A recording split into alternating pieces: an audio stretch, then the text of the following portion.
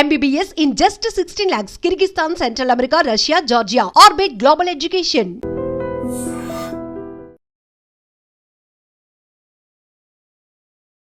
నమస్కారం, welcome to I dream. ధర్మ మార్గం విత్ విజిత కార్యక్రమానికి స్వాగతం.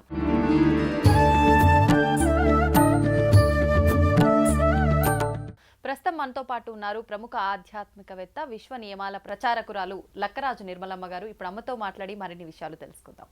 నమస్తే అమ్మా. నమస్తే అమ్మ, శ్రావణ మాసం అనగానే వ్రతాలు, నోములు, పూజలు ఇవన్నీ కూడా లేదు, ఇవన్నీ చేయడానికి మాకు వీలు పడట్లేదు, లేదంటే అంత చేసుకోవడానికి మాకు ఆరోగ్యం సహకరించట్లేదు, ఉపవాసాలు ఇవన్నీ అంటే ఏదైనా మంత్రం ఉంటే చెప్పండి, మాకు మంచి జరిగేటట్టుగా, మంచి ఫలితం రావాలి అనే వాళ్ళకు ఏదైనా మంత్రం ఉందా?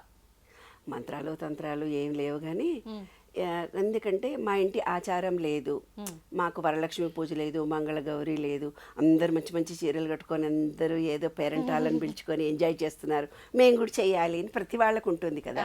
అప్పుడు మనకు లక్ష్మీ అష్టోత్తరం అనే స్తోత్రం చాలా ఇది. ఎందుకు శ్రావణ మాసంలో మనము ఎక్కువ ఈ లక్ష్మీవే చేయడంలో ఏంటంటే స్త్రీ శక్తి అధిగమించే ప్రకృతి ఉంటుంది. ప్రకృతిలో స్త్రీ శక్తికి పాజిటివ్ ఎనర్జీ ఈజీగా ఇవ్వగలిగేటువంటి వాతావరణ శక్తులు ఆ టైంలో ఉంటాయి. శ్రావణంలో ఆ శక్తులు ఎక్కువ ఉంటాయి. కాబట్టి ఊర్లో ఏంటంటే పొలాలు అవి నాట్లు వేస్తున్నప్పుడు వాళ్ళకు ఊర్లలో ఆషాఢం, అందుకే ఆషాఢంలో అక్కడ అమ్మవారి పూజలు చేస్తారు ఊర్లలో. వాళ్ళకు తొలి రోజులు వర్షపు స్టార్ట్ అవుతాయి. వర్షం స్టార్ట్ అయినప్పుడు వాళ్ళంతా నీళ్లల్లోనే ఉండి మొలకలు తీసుకోవడం, మొలకలు వేయడము.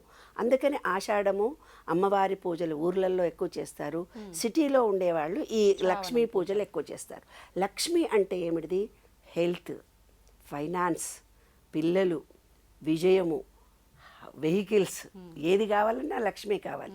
అందుకే ఏం చూపించారంటే లక్ష్మీనారాయణుడు విశాలంగా పడుకొని ఉంటాడు, అంటే పొడువుగా ఉంటాడు.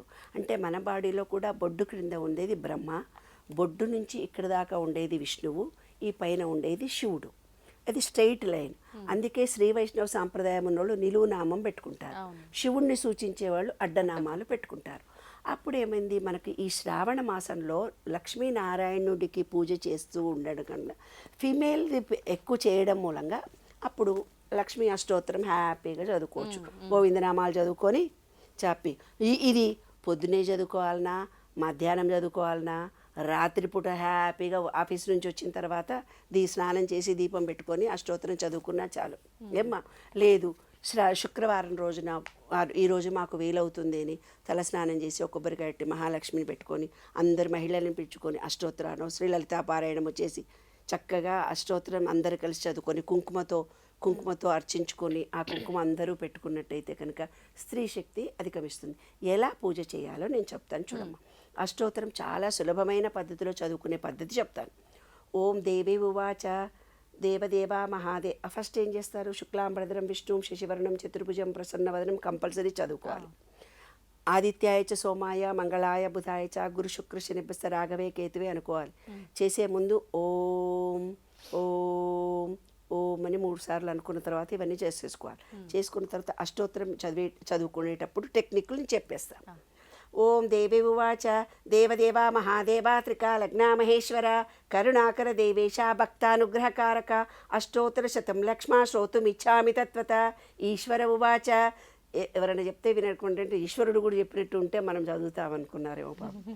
దేవీ సాధు మహాభాగే మహాభాగ్యప్రదాయకం సర్వేశ్వరకరం పుణ్యం సర్వ పాప ప్రణాశనం సర్వదారిద్ర్యశ్రవణం శ్రవణాద్భుక్తిముఖ్యదం రాజవశకరం దివ్యం గుహ్యాద్ గుహ్యతరం పరం దుర్లభం సర్వదేవానాం చతుషష్టికళాస్పదం పద్మాదీనాం వరాంతానాం నిధీనాం నిత్యదాయకం సమస్తదేవ సంసేద్యం అణిమాద్యష్ట సిద్ధిదం కిమత్ర బహునోక్తయ దేవి ప్రత్యక్షదాయకం తవ ప్రీత్యర్థ వక్ష్యామి సమాహితమనాశృణు.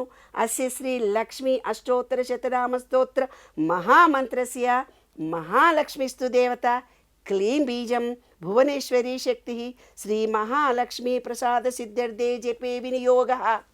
తర్వాత అంగన్యాస కరన్యాసాన్ని నేనేం చెప్పట్లేదే బాబు, పుస్తకంలో ఉన్నాయి. ఇవి చేస్తే ఏమవుతుంది, ఏదైనా మెడిటేషన్ చేసేటప్పుడు రూమ్లో కూర్చోండి, డిస్టర్బ్డ్ కాకుండా లైట్ చిన్నగా పెట్టుకోండి, మ్యూజిక్ పెట్టుకోండి, మీ సెల్ ఫోన్ ఆఫ్ చేసుకోండి, లాకింగ్ సిస్టమ్ చేసుకోండి అంటారు కదా. వీళ్ళు ఏం చేశారంటే లాకింగ్ సిస్టమ్ గురించి మనకు సీక్రెట్ కోడ్స్ ఇచ్చారు. ఆ సీక్రెట్ కోడ్స్ చూద్దాం. ఓం శ్రాం సాం అంగుష్టాభ్య, ఈ ఏలుతో ఏలు ఇలా అనాలి. ఓం శ్రాం సాం అంగుష్టాభ్యా నమ. ఓం శ్రీం శ్రీం తర్జనీభ్యాం సమ. ఓం శ్రూం శ్రూం మధ్యమాభ్యాం నమ. ఓం శ్రైం సైం అనామికాభ్యాం నమ. ఓం శ్రౌం సం కనిష్ఠికాభ్యాం నమ. ఓం శం సం కలకల కరతల పరపృష్టాభ్యాం నమ. అంటే ఈ చేతిలో ఇది అగ్ని, ఇది గాలి, ఇది ఆకాశము, ఇది భూమి, ఇది నీరు. కాబట్టి ఇవి రెండింటినీ కలుపుతున్నాడు అనమాట. కలిపి ఆ బీజాక్షరం చెప్పగానే మనకు లాకింగ్ సిస్టమ్ విశ్వానికి మనకు కనెక్షన్ పాజిటివ్ ఎనర్జీతో మన ఎనర్జీ పాయింట్కు కనెక్షన్ కలుగుతుంది. అప్పుడు ఎప్పుడైతే కనెక్షన్ కలుగుతుందో కోరికలు కోరుకుంటే తీరుతాయి. సీక్రెట్. తర్వాత అంగన్యాసం. అంగన్యాసం అంటే ఈ మూడింటిలో గాలిని నీరును వదిలిపెట్టేశాడు. ఇదేంటిది అగ్ని, ఇదేంటి ఆకాశము, ఇది భూమి, మూడింటిని కలిపాడు. మూడింటిని కలిపి ఓం శ్రాం సాం హృదయాయ నమః. హృదయం లాకింగ్ అయిపోయింది. ఓం శ్రీం శ్రీం శిరసే స్వాహ. ఓం శ్రూం సూం శిఖాయై వషట్. శిఖ ఇక్కడ మెయిన్ పాయింట్. ఓం శ్రైం సం కవచాయ హుం. కవచాయ. ఓం శ్రాం శ్రాం నేత్రత్రయాయ షట్ ఔషట్. ఆ బీజాక్ష ఓం శ్రౌ సౌ నేత్రాయ షట్ అనగానే అది లాకింగ్ అయిపోతుంది. ఆ పవర్ వస్తుంది ఆ కంటికి. ఈ రెండు చేతులు దీన్ని పెట్టగానే. తర్వాత ఓం శ్రం శ్రం హస్త్రాయ ఫట్. ఓం భూర్భువస్వన్మితి దిగ్బంధ.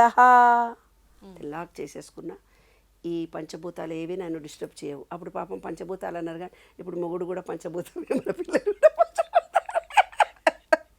ఒక 10 మనిషి కూడా వస్తుంది, ఒక 4 కూడా వస్తుంది. ఇన్ని రకాలైన డిస్టర్బ్లు వస్తాయి. అట్లా డిస్టర్బ్ కాకుండా మనం లాకింగ్ సిస్టంలోకి వచ్చేసాం. ధ్యానం.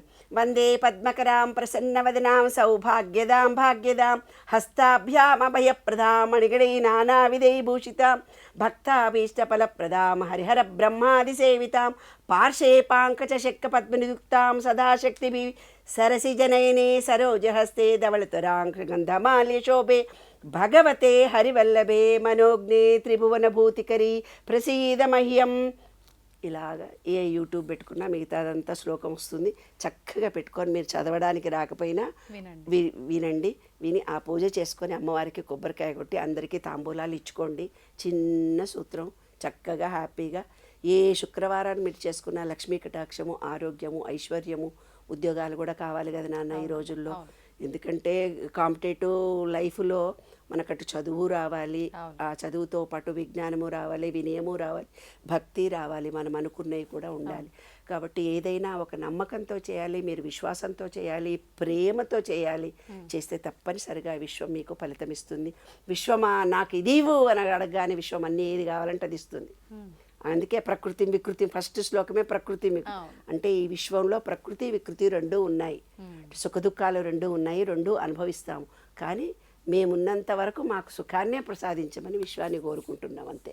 కాబట్టి హ్యాపీగా ఆనందంగా సంతోషంగా మీ పిల్లలు మీరు మీ ఆయన అందరూ కూర్చొని అనుకోండి. లేదంటే మీ మహిళా ఫ్రెండ్స్ అందరిని పిలుచుకొని చేసుకోండి. అందరికీ తాంబూలాలు ఇచ్చుకోండి, స్వీట్స్ ఇచ్చుకోండి. మీరు ఎంత దానం చేస్తే అంత మళ్ళీ మీకు తిరిగి వస్తుంది. అదే విశ్వరహస్యం. అమ్మ, నాగుల పంచమి రాబోతుంది శ్రావణ మాసంలో. అయితే మనం శ్రావణ మాసంలో కార్తీక మాసంలో వచ్చే పంచమి చవితులకు చాలా విశేషంగా మనం పూజలు చేస్తూ ఉంటాం. ఈ పంచమిన మనం ఎటువంటి విధానాలు ఆచరించాలో వివరించండి. పూర్వం ఏం చేశారంటే నాగుపాము అని అంటే నాగదోషము అంటూ పెద్దవాళ్ళు మనకు చెబుతూ వచ్చారనమాట. చెబుతూ వచ్చి నాగదోషాలు ఉంటాయి కాబట్టి పిల్లలకు ఏదైనా ఇబ్బందులు కలగకుండా, అంటే బాలారిష్టలు ఉంటాయి వాళ్లకు 10 ఏళ్ల వరకు పిల్లలకు బాలారిష్ట. ఆ బాలారిష్టాలు రాకుండా ఇంట్లో ఒక కులదేవతను పూజించడము, నాగదేవతను పూజించడము చాలా ముఖ్యము అనేది శాస్త్రం చెబుతుంది. పెద్దవాళ్ళు అనగా విన్నాం, శాస్త్రం మనకు తెలియదు పూర్తి.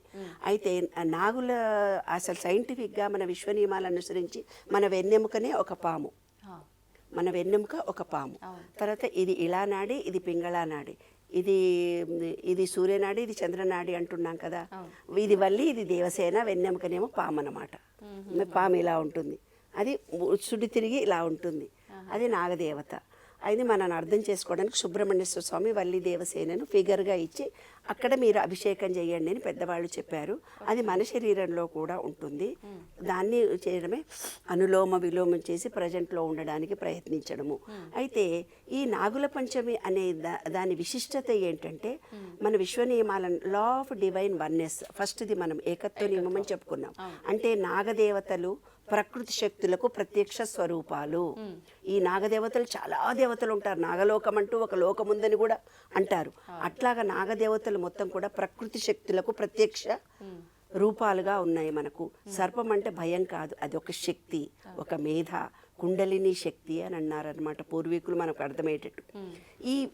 ఇది లా ఆఫ్ వైబ్రేషన్ అంటే కంపన నియమం. రెండో నియమానికి ఏం జరుగుతుంది, మనం మంత్రోచ్చారణ చేస్తాము, శ్లోకాలు చదువుతాం, నాగశక్తిని మనం ఆహ్వానిస్తాము మనలోనికి. తర్వాత నాగేంద్రాయే నమః, ఓం నాగేంద్రాయే నమః అంటే మంత్రాలు శక్తిని సృష్టిస్తాయి మనలో ఈ వైబ్రేషన్ వల్ల. లా ఆఫ్ కరెస్పాండెన్స్ అంటే అంతర్లోకము బాహ్య లోకానికి డిఫరెన్స్ ఏంటి, రెండో నియమం.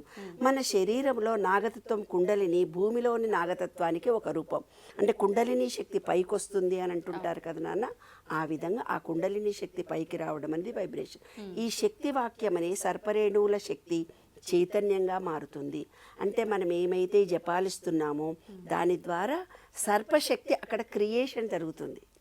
సర్పశక్తి క్రియేషన్ జరిగి ఒక చైతన్యవంతంగా మన శరీరాన్ని మనం అనుకునేది దాన్ని ఫలింప చేయడానికి టెలిఫోన్ కనెక్షన్ లాంటిది అనమాట ఆ మంత్రం.